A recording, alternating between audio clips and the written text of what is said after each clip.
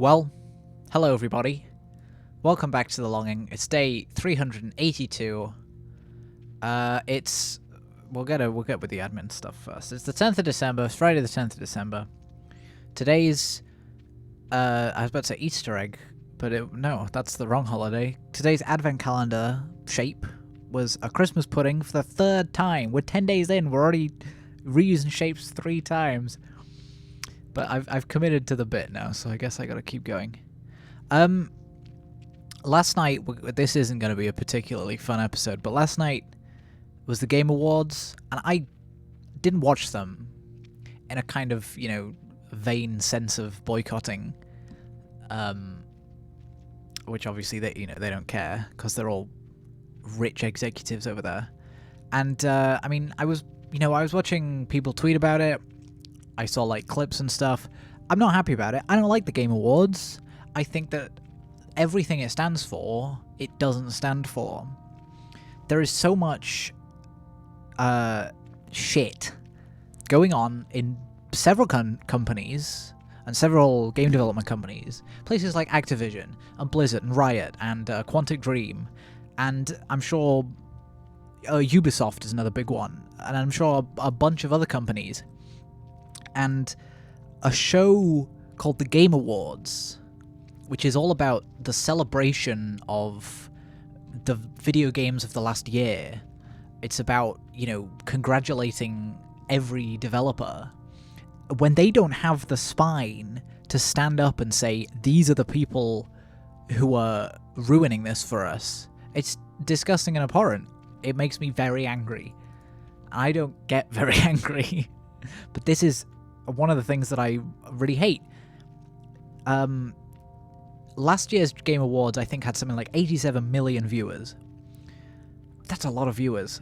And if last night's got a similar number, they will have been one of the most viewed... it will have been the most viewed 3 hours in the of anyone in the whole world. And Jeff Keighley, who is the main presenter. I don't know how much organizational behind-the-scenes stuff he does, but he's the main presenter. He's the face of the Game Awards. When he goes on stage and says, yo, we should just, not be mean to anyone, it really pisses me off, because he has the perfect position and the perfect way of condemning these companies, condemning all the awful, harassment they've done, the unequal pay, sexual harassment, all the stuff like that.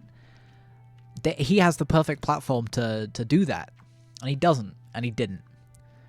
And he then went on. A lot of people pointed out he walked on stage. At least I think this is how it worked. There was some, they showed a trailer or whatever. Then he came on. He said, "Yo, we should not be mean to anyone. That's that's not nice."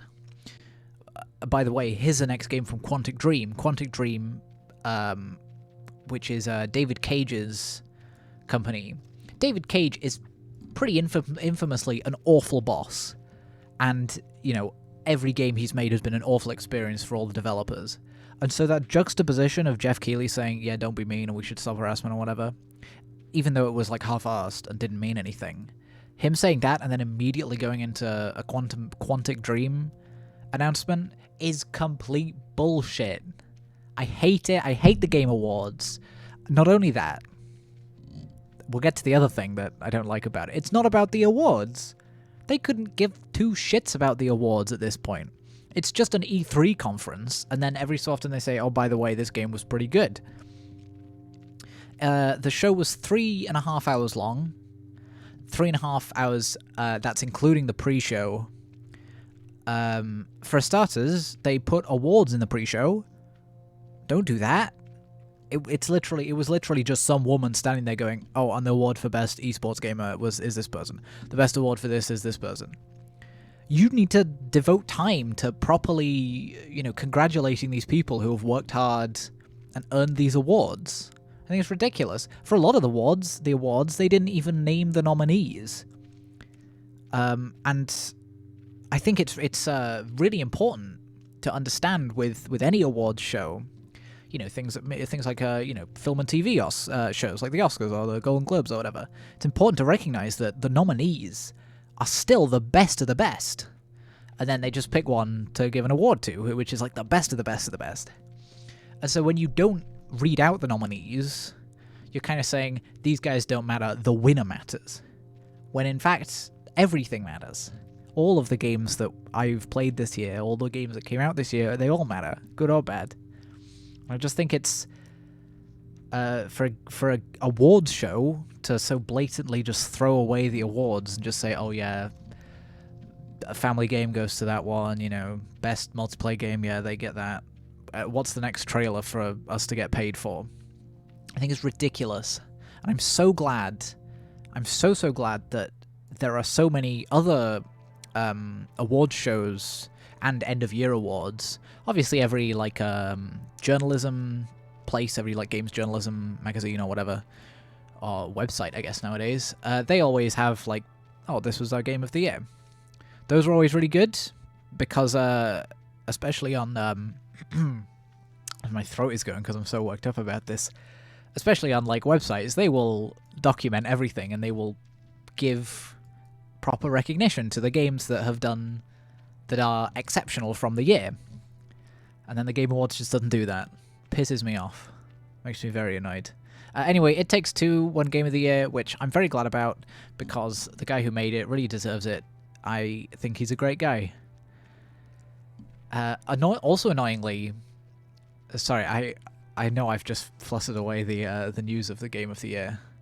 I've not played It Takes Two, mainly because I don't have any friends.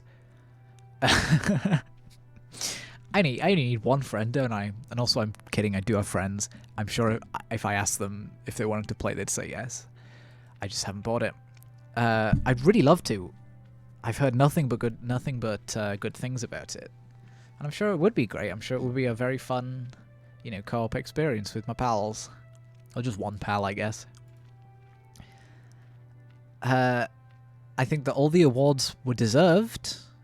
That's a lie, actually, because Deathloop won Best Art Direction, and The Artful Escape was also nominated, and that's a game, like, about art, so it's gonna have good art direction. It's gonna have the best art direction. Well, that was my rant about the Game Awards. I guess since it's the end of the year, and we've just had the Game Awards, I was saying about magazine Game Awards, of course, because I'm an idiot. I go on tangents and I forget what I'm saying. I was saying that there are other award shows. I think IGN has one, the Xbox had one, and I've seen clips from them, and they are developers talking about developing games and talking about other developers and saying it's really cool and incredible and amazing what these people have done. They don't just say, oh yeah, our game of the year was Deathloop, whatever. They say, you know, I as a game developer, this is incredible, and people have really enjoyed this, and it's an incredible game, and I'm proud to give this game this award. So I am glad that there are these other publications and companies and whatever doing these awards. Hopefully the Game Awards will change, especially after this year. As for the announcements, Sonic 2, the movie, looks really good. Annoyingly good. Alan Wake 2 got announced, which I'm very excited for. And everything else can eat my butt. Apart from, like, there was probably some indie games that are probably going to be pretty good. And since it's awards show season, I could probably talk about the best games I've played this year. I think I've only played 2 games that came out this year. When did Ghost Runner come out? Because I was looking through my recent games on Steam so that I could see what games I've played. And I can't Google on my phone very well. Ghost Runner. Ghost Runner came out in... It won't let me scroll. This is a disaster. Anyway, I've not played many games that actually came out this year. I was looking through my recents on Steam, and there weren't very many that I actually recognized from this year. The only games I've played from this year are Resident Evil Village and Deathloop, and maybe Ghost Runner, if it'll actually let me, like, search for it. Maybe I should just Google it on my computer. See, I'm so prepared. I'm so prepared for this video. Ghost Runner came out in 2020, October 2020. So you couldn't understand my confusion. But Resident Evil Village and Deathloop were two very good games that I really enjoyed. I think I gotta put Resident Evil Village above Deathloop. I don't know. I think just because of like my hardware at the moment. I spoke about that yesterday. Couldn't really run Deathloop perfectly, so that kind of inhibited my experience. It was a good game, but I had such a solid, fun time with Resident Evil Village. But I think that with a long-form entertainment thing like video games, you know, you can play a video game anytime you want. It doesn't have to be from that year to be played in that year, if that makes sense. You know, a movie is kind of most what's the word? Effective? That's not right. Important, I guess, like when it comes out. But things like, you know, Tomb Raider. People are making 100 Tomb Raider games a minute. Speaking of Tomb Raider, this was the year I played the first 3 Tomb Raider games. I think they're really good. It was really fun to experience that old school video game with, you know, my modern perspectives. And I have had a lot of fun with Tomb Raider. I've replayed Dishonored and Dishonored 2 a bunch of times. That was a lot of fun. I've had a lot of fun with video games this year. What can I say? What else have I got? What else have I got that I've got installed at the moment? Played a lot of Skyrim, because of course. I got Risk of Rain 2, which quickly shot up to be one of my most played games on Steam. And I did 100% it. That's a lie. I got all the achievements a few weeks ago. So I want to sincerely thank my friend who bought that for me for my birthday. Love you lots. It really is one of my favorite games now. It's not of my favorites because it's in the roguelike section of my Steam library. Can't have both. You probably can have both. What else have I got? This was the year I got on my hard drives, so everything's going to be installed, even if I haven't played it. Oh, all of this stuff is from ages ago. I haven't played Fallout 3 since 2015. What the heck? Crazy. I played Psychonauts. I still haven't beaten Psychonauts, but I've played it this year. That's a really good game. I should finish it.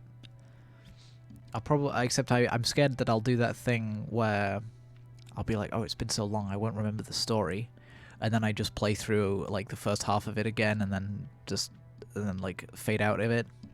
And of course, this year is the year that I got a proper VR headset, and I've had a lot of fun with the games on there. I think they're absolutely incredible.